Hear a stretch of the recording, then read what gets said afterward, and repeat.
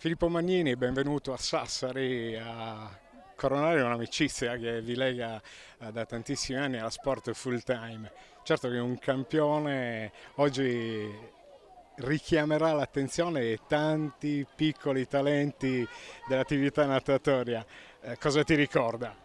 Io innanzitutto sono contentissimo di essere qua perché poi è la nostra prima vera tappa del Tour di Remind, quindi abbiamo scelto la Sardegna perché è una terra a cui sono legato, non solo ovviamente perché Giorgia è sarda, ma anche perché, come hai detto, sono legato da una profonda amicizia. Siamo venuti qua tanti anni a fare dei collegiali in questa terra, finalmente siamo a Sassari, finalmente iniziamo il nostro Tour Remind. Io sono un po' emozionato, insomma, come quando gareggiavo, e non vedo l'ora di ritrovarmi davanti a questi ragazzi che hanno voglia di comunque provare a raggiungere i loro sogni, i loro risultati sportivi, e io sarò qua insieme a Claudio, a Luca, a Mike, quindi a tutto il team Remind per svelare i più segreti possibili, no? più segreti possibili, più nozioni possibili di tutto quello che noi abbiamo imparato in questi anni di professione che abbiamo fatto, quindi non vediamo l'ora di partire. Tanto sacrificio, tante rinunce, tante cose che poi tu racconterai, quindi racconterai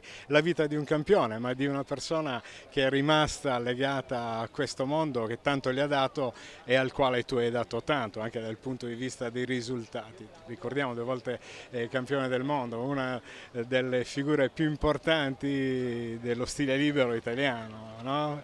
Cosa, cosa ti è mancato e cosa soprattutto invece ti ha reso più orgoglioso di questa tua carriera, Filippo? Ma ha mancato relativamente niente, nel senso che poi uno deve essere soddisfatto di tutto quello che ha fatto nella propria carriera. Io sono riuscito per bravura, per fortuna, per non lo so, per tutto, per talento a comunque vincere medaglie in ogni competizione.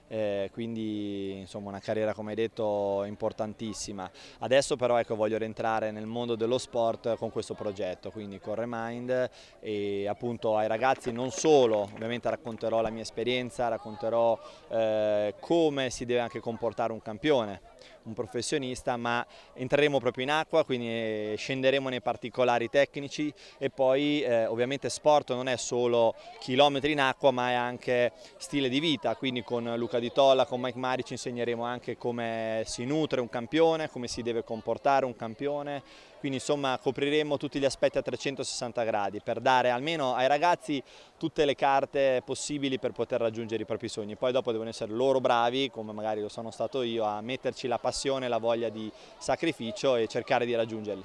Ultimissima domanda, il Remind è un tour che inizia qui a Sassari, quante tappe e soprattutto qual è l'obiettivo finale? Perché in primis noi lo mettiamo a margine, la ripartenza, questo senso di fiducia, riprendiamoci quelli che sono i nostri elementi naturali. No? Sì, è anche un po' un movimento di spinta per tutte le società, per le piscine, per gli appassionati di sport che comunque stanno vivendo, come poi tutti gli altri settori, un momento difficile, no?